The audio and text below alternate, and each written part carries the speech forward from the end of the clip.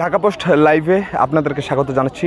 দর্শক, আপনাদের একটু জানিয়ে রাখতে চাই, কুড়িগ্রামের যে বন্যা পরিস্থিতি এটি কিন্তু অবনতি ঘটেছে, যার ফলে কিন্তু ব্রহ্মপুত্রের যে দুকুল রয়েছে, দুকুল কিন্তু দুকুলের যে নিম্নাঞ্চল বা চরাঞ্চল রয়েছে সেসব এলাকার কিন্তু বাড়িঘর তলিয়ে গেছে। আরেকটি তথ্য জানিয়ে রাখি, সকালে স্থানীয় পানি উন্নয়ন বোর্ড জানিয়েছে যে ব্রহ্মপুত্রের 3টি পয়েন্টই কিন্তু 60 থেকে 80 সেন্টিমিটার বিপদসীমার উপর দিয়ে আসলে পানি প্রবাহিত হচ্ছে, যার ফলে কিন্তু নদী পাড়ের মানুষ যারা রয়েছে তারা কিন্তু দুশ্চিন্তায় রয়েছে।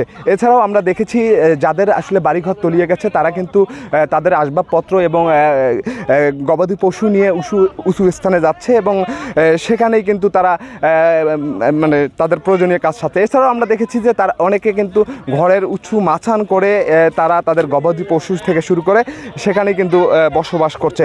আমি এই মুহূর্তে রয়েছি যাত্রাপুর ইউনিয়নের একটি চরাঞ্চলে। এখানে যদি দেখাই যে এখানে প্রায় শতাধিক পরিবারের বসবাস, এখানে কিন্তু অনেক পরিবারের আসলে বাড়িঘর তলিয়ে গেছে। তারা কিন্তু এখানে নৌকা এবং কলা গাছের ভেলায় আসলে চলাচল করছে। আমি যে জায়গাটিতে আছি এখানে একজন রয়েছেন, আমি যদি একটু জানতে চাই তাদের সার্বিক কী অবস্থা একটু বলবেন। আসলে আপনারা কয়দিন থেকে আপনার বাসায় পানি কেমন করে আছেন, কি খাচ্ছেন, সব মিলে একটু কী অবস্থা বলবেন তো? এক সপ্তাহ ধরে বাড়িতে পানি কিছু রাঁধতে পারি না, খাইতে পারি না ঠিকসে। 2টা বাচ্চা নিয়ে কেমনি আমরা খুব কষ্ট কাটতেছি, ঠিক মতো রাঁধতে পারি না। বাচ্চারা কান্দাকাটি করে, বাজার সাথে করতে পারি না, রাঁধতেও পারি না, বাচ্চাদের মুখে ভাত দিতে পারি না, খুব কান্দাকাটি করে খুব কষ্টে আছি আমরা। ধুড়ের মধ্যে করি, এইভাবে কষ্ট করে খুব কষ্ট করে আমরা চলতেছি। বা ঘরের ভিতরে অনেক পানি, যেতে পারি না, একবেলা ভিজি। যখন বাচ্চারা কান্দাকাটি করে খুব হয়, তখন একটু নিয়ে আসি। খুব কষ্ট হয়েছে আমাদের এই জায়গায়, খাওয়া দাওয়া চলা ফিরে সব দিক দিয়ে কষ্ট আমাদের। আমরা গরিব বলি, আমাকে একটু সাহায্য কি করবেন না আপনারা? দর্শক, আরেকটি তথ্য জানিয়ে রাখি, কুড়িগ্রামের কিন্তু 41টি ইউনিয়ন আসলে প্লাবিত হয়েছে। এতে কিন্তু লক্ষাধিক মানুষ আসলে কষ্টে পড়েছে।